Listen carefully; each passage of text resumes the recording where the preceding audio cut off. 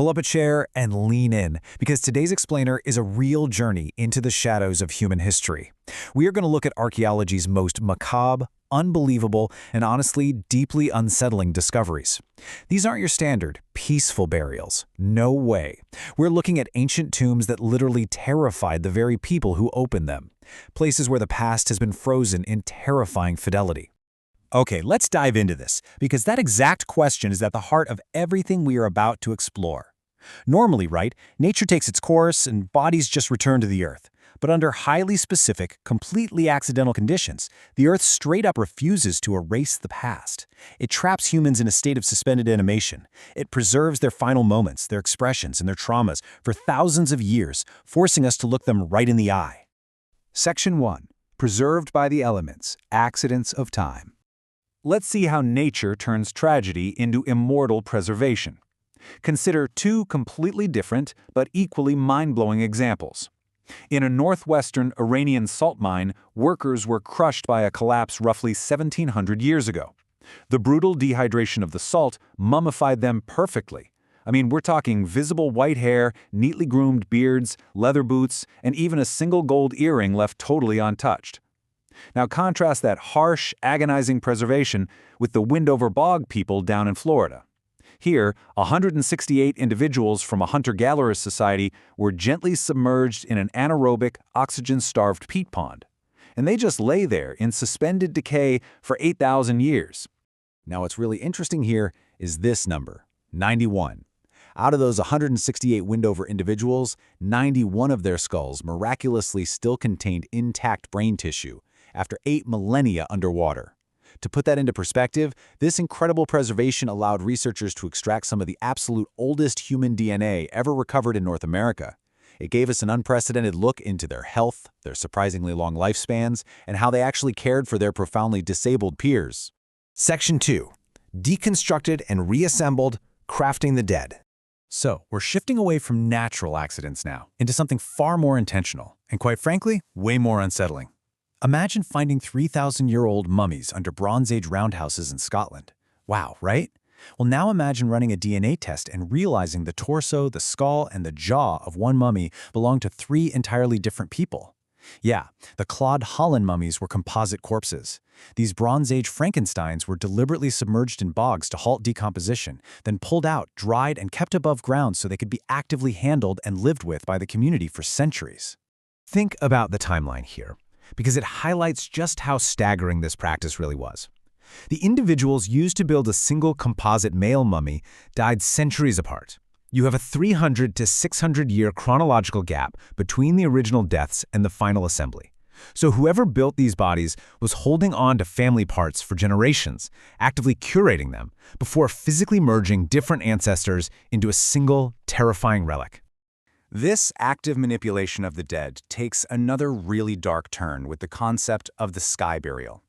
In Neolithic Scotland, at the Tomb of the Eagles, archaeologists found 16,000 disarranged human bones, mixed with the massive talons and skulls of white-tailed eagles. The evidence suggests the community actually exposed their dead to these massive birds of prey to consume the flesh. Once the eagles picked the bones clean, the remains and eventually the eagles themselves were brought into the tomb and meticulously sorted out. Section 3. The Wealth of Sacrifice, Power and Pain. This brings us to the sheer inequality, the staggering wealth, and the extreme violence that really defined social hierarchies in the ancient world. This massive number, that represents the 10,000 hours of skilled, painstaking labor required to carve the mammoth ivory beads adorning just 2 Ice Age children found in a 34,000-year-old grave in Sungir, Russia. They were completely covered in thousands of these handmade beads and buried with enormous, straightened mammoth tusk spears. This discovery totally shatters what we thought we knew. The myth has always been that Paleolithic hunter-gatherers were, entirely egalitarian. You earned your keep by hunting or gathering. But the reality? One of those Sungir children was a 9-year-old girl with severely bowed femurs. She was physically incapable of walking long distances or contributing to survival in a traditional sense, yet she was buried with unimaginable, inherited communal wealth. And as societies evolved, so did the terrifying scale of that power. Comparing these two monumental finds reveals exactly what that looked like. In Peru, the 1,700-year-old Moche Lord of Sipon was buried with staggering gold wealth, absolutely, but also a ring of sacrificed companions. That included a guard whose feet were deliberately amputated so he couldn't abandon his post in the afterlife. Over in Bulgaria, the 6,500-year-old Varna necropolis held 6 kilograms of the world's oldest worked gold. A single man was buried with more wealth than the entire rest of the cemetery combined. It points to absolute, unyielding religious and social authority. But Varna held an even eerier secret: cenotaphs. Dozens of these graves were completely empty of human remains. Instead, they featured life-sized clay masks lying exactly where a head should be, adorned with gold eyes, gold lips, and gold ears. These most likely commemorated specific individuals who were sacrificed to consolidate that extreme ruler's power, their bodies used in rituals and never returned to the earth. Section 4. Echoes of Ancient Agony, Frozen in Fear. We are now going to look at the clinical, horrifying evidence of ancient victims whose absolute final moments of terror are permanently recorded, and this brilliantly illustrates the phenomenon known as cadaveric spasm. When Egyptian authorities found a cache of royal mummies, one really stood out: the Screaming Mummy. She was bound, wrapped in ritually impure sheepskin, and her face was locked in a horrifying, wide-open scream. Modern CT scans suggest she died of a sudden, agonizing heart attack induced by extreme stress. The trauma of her death locked her facial muscles instantaneously, and she was punitively mummified exactly in that state of sheer agony. You see this same chilling intent in Northern Europe's bog bodies, like Toland Man. These weren't just simple murders, they were acts of ritual overkill. The victims were fed a highly specific ceremonial last meal. Then they suffered redundant, brutal violence.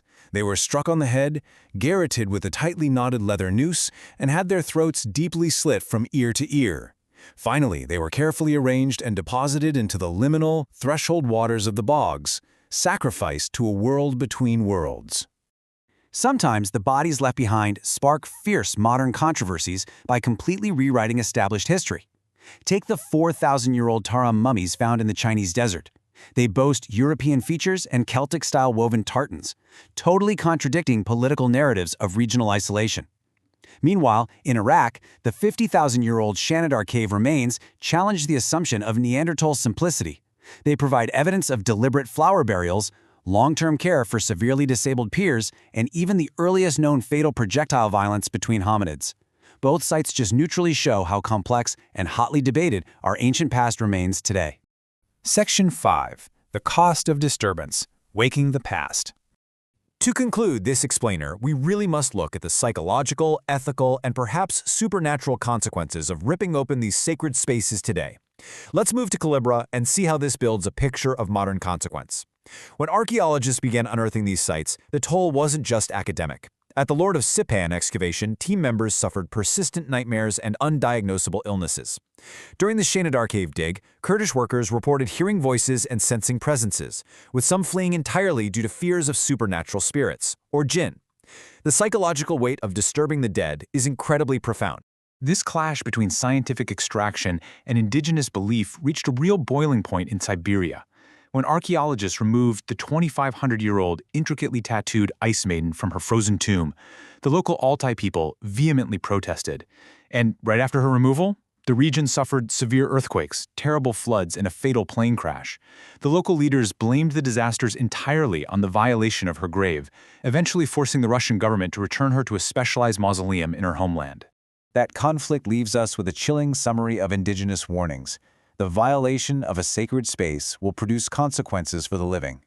The people who originally buried these bodies disappeared thousands of years ago, yet modern populations still feel a profound, fierce, protective connection to them. They recognize that some places were sealed by people who believed their reasons would outlast civilization itself.